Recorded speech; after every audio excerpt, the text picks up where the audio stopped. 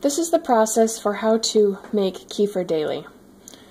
You'll make sure you have a jar, a lid, a coffee filter.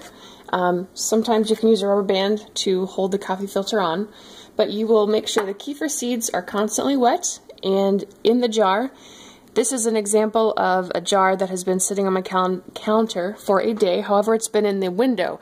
As you will notice, the bottom inch or so still looks like it's milk. It's not turned. If the top of this, you can see, has been converted to kefir, however, there's still a portion remaining that has not. So for this example, you would leave it on your counter for more than 24 hours, so it'd be about 48 hours.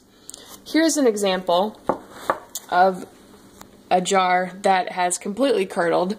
All of it has been converted to kefir. This is how you know when the kefir is ready. If you are going to be out of town, you can put it in your fridge for a couple days and then come back to making the kefir. But this is what it will look like whenever you're ready to make kefir. Start with, I've already blended it, start with some blended fruit. This is a lot of fruit. It's up to you how much you want to put in, but I've already got this blended. So now you'll take the coffee filter off of your jar. You need to store it in room temperature, at least 70 degrees or higher.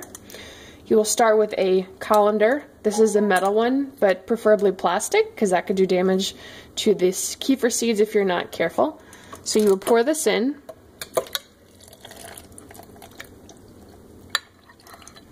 And then you will constantly need to lift the seeds. As you can see, the kefir is draining in the bottom. You will constantly need to take the spatula and lift. Lift the seeds until you have completely strained all of the kefir off. So just continue to lift and lift. Depending how much kefir you're making, this can take anywhere from a minute or two to a little bit longer, depending on the amount, because sometimes you'll still have some left in your jar.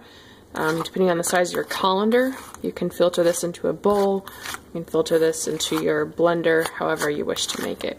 As you can see, this is still thick. There's still lots of kefir left in here to be filtered off, so sometimes I'll just scrape it into the jar, into the blender, but you just keep lifting the seeds to get all of this kefir that you've made off. As you can see, what's the clumpy items, those are the kefir grains. And so in order to make kefir, you need to make sure that you have at least 1 tablespoon of kefir grains or kefir seeds in 1 cup of milk. You can have more than that if you want to make more kefir, but to at least, that is the minimum.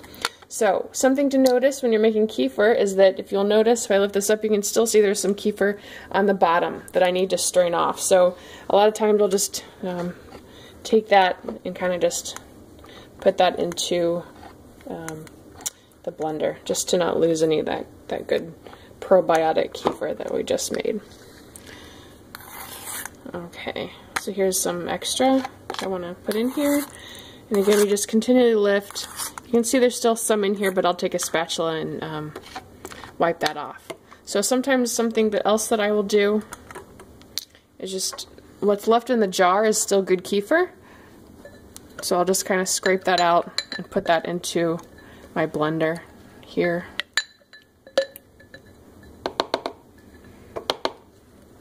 Okay. Then what you do next is back in your jar, you put the kefir seeds into the jar, and they always have to be wet. You do never want to dry them out, because that will destroy them and they will no longer produce.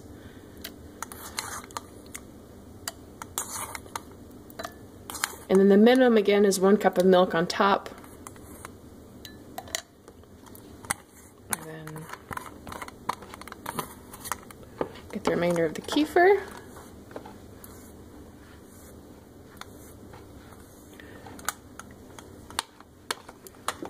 I will get the 1 cup of, then you'll put the 1 cup of milk on the kefir. And again, in order to make kefir, it requires whole milk or 2%. not skim, not almond, not soy, only 2% or whole milk. So now this is a jar ready to grow kefir for the next day. So you'll put it on your counter. However, at our house I put it in my pantry where it's just a little bit warmer, but this is how you will store the kefir to grow it for the next day. And then I will take my blended amount.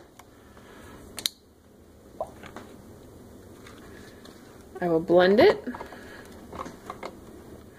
for about only a handful of seconds because you don't want to damage the kefir that you've made that has the good bacteria in it. So just for about 2-3 seconds. Just till it looks like it's completely mixed.